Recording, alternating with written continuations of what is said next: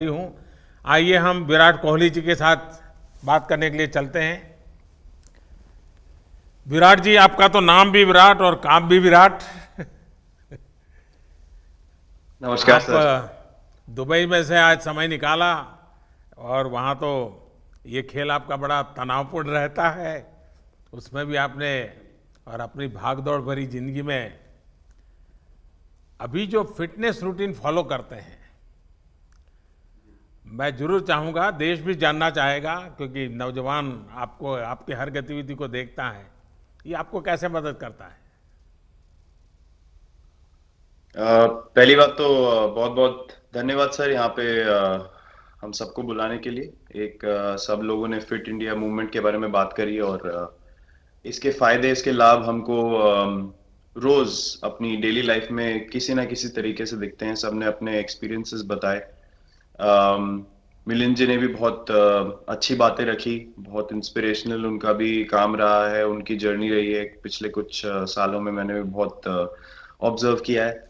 और मेरे खुद के एक्सपीरियंस में सर एक ट्रांजिशन एक्सपीरियंस करने को मिला मुझे कि जिस जिस पीढ़ी में हम खेलना शुरू हुए और जो उस समय खेल की हमारी डिमांड्स थी, वो बहुत तेजी से बदली एक समय के बाद।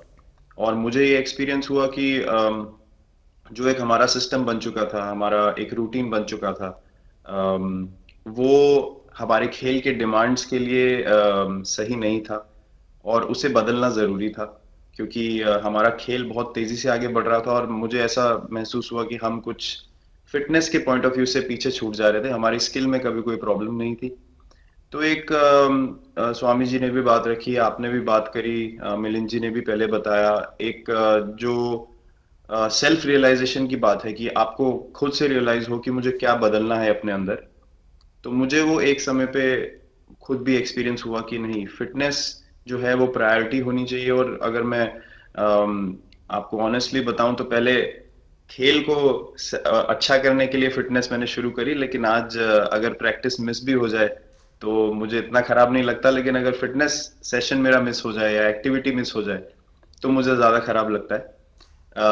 तो इसके फायदे जो हैं तो सर वो सबसे पहले आपको ये जो नया मंत्र जगा, तो दिल्ली के छोले भटूरे का ही बहुत दुखता हुआ होगा। बहुत ज्यादा सर। मतलब जो अभी हमने थोड़ी देर पहले बात करी कि हमारा जो नेटिव डाइट है, जिस रीजन से हम आते हैं उसका जो हम वो खाते हैं, उससे मैंने कभी एक्सपीरियंस नहीं किया कि हेल्थ इश्यूज हुए हो या किसी को कोई बीमारियों का सामना करना पड़ा हो। मेरी खुद के एक्सपीरियंस में मेरी नानी, मैंने बहुत समय तक देखा, इतनी ज्यादा उम्र में भी उनकी हेल्थ हमेशा ठीक रही। हमेशा उन्होंने घर का सिंपल खाना खाया। तो मैं जब पला बड़ा तो शहरी खाना, मतलब बहुत ज्यादा बाहर का खाना होता था। खेलने कूदने जाते थे तो आते जाते बहुत सारी चीजें ऐसी खा ली कि जो हेल्थ पॉइंट ऑफ व्यू से अच्छी नहीं है। तो डाइट का भी एक बहुत बड़ा कंट्रीब्यूशन था, जो डिसिप्लिन नहीं था। तो वो फिटनेस, फिजिकल फिटनेस और डाइट दोनों चेंज करना पड़ा सर। उसकी वजह से ही चेंजेस आने शुरू हुए। और मैं इस चीज से इसलिए रिलेट कर पाता हूँ क्योंकि जैसे हमारे खेल में चेंजेस आए, आज की लाइफ की भी डिमांड्स बहुत ज्यादा हो गई हैं, बहुत हेक्टिक हो गई है लाइफ। तो अगर हम अपनी फिटनेस को उस पेस के साथ नहीं रखेंगे, सिंक में नहीं रखेंगे, तो हम पीछे छूटते चले जाएंगे। तो अगर हम लोग अपनी फिटनेस को नहीं इंप्रूव करते तो हमारे खेल में भी आज हम बहुत पीछे छूटते चले जाते। क्योंकि आप सिर्फ अपनी स्किल पे डिपेंड नहीं कर सकते। आपका जो मेंटल स्ट्रेंथ है, वो आपका शरीर कितना तंदुरुस्त है और आपका दिमाग कितना तंदुरुस्त है, उस दोनों का एक कॉम्बिनेशन साथ में चलता है। तो अगर मेरा शरीर सपोर्ट नहीं कर रहा है जो मेरा दिमाग सोच रहा है, तो मैं जो करना चाहता हूँ मैं नहीं कर पाऊंगा। तो आपके मुझे छोटे सामने छोटे कैलोरी चेंजेस। कम करने का भी तो चैलेंज रहता होगा और इतना बड़ा काम करने का भी चैलेंज रहता होगा। उसको कैसे हैंडल करते हैं? सर मैंने अभी जो अपने अनुभव में मैंने ये चीज एक्सपीरियंस करी है, वो ये है कि खाने के बीच में समय देना बहुत जरूरी है। हम लोग बहुत बार खाते हैं और फिर बड़ी मील के बाद वो छोटा पोटा खाते चले जाते हैं पूरा दिन। तो वो जो हमारा सिस्टम है, उसको कहीं प्रोसेस करने का मौका ही नहीं मिलता खाने को, और रात तक हम खाते चले जाते हैं। तो मैं जब छोटा भी था तो 11:30 12 बजे डिनर हो रहा है, उसके बाद मीठा खा के एकदम सो गए। कुछ एक्टिविटी नहीं, कुछ उसके बाद वॉक नहीं। तो आई थिंक ये छोटी छोटी चीजें जो है जो बहुत मैटर करती हैं कि आप अपने अंदर के सिस्टम को भी कितना समय दे रहे हैं उस खाने को प्रोसेस करने के लिए जो आप खा रहे हैं।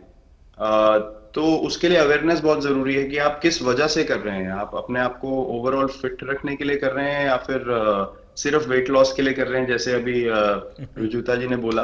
तो प्रायोरिटी बहुत जरूरी है अपने दिमाग में कि आप आपकी इंटेंशन ठीक होनी चाहिए, फिर अकॉर्डिंगली आपके रिजल्ट्स भी वैसे ही आएंगे बाहर। मैंने सुना है कि इन दिनों टीम के लिए एक योयो टेस्ट हो रहा है। क्या ये कैप्टन को भी ये योयो टेस्ट करवाना पड़ता है कि आपको छुट्टी होती है? और योयो टेस्ट होता क्या है, क्या क्या क्या करना पड़ता है? सर टेस्ट ये बहुत जरूरी था फिटनेस पॉइंट ऑफ व्यू से। अगर आप ग्लोबल फिटनेस लेवल्स की बात करें तो बाकी टीमों से हमारा लेवल अभी भी कम है, और हम चाहते हैं कि वो लेवल हम ऊपर लेके जाएं जो एक बेसिक रिक्वायरमेंट है। आज की डेट में हम लोग फोकस करते हैं कि जैसे T20 मैच हो गया या वनडे मैच हो गया, वो एक दिन में खत्म हो जाता है। लेकिन अगर हम टेस्ट मैच की बात करें जो 5 दिन आपको खेलना है, हर शाम को आपको वापस जाना है, अगले दिन फ्रेश आना है, तो उस पॉइंट ऑफ व्यू से ये फिटनेस जो स्टैंडर्ड था वो बहुत जरूरी था। और मैं सबसे पहले मैं ही जाके भागता हूँ, और ये कंडीशन है कि अगर मैं भी फेल हो जाऊंगा तो सिलेक्शन के लिए मैं भी अवेलेबल नहीं हूँ।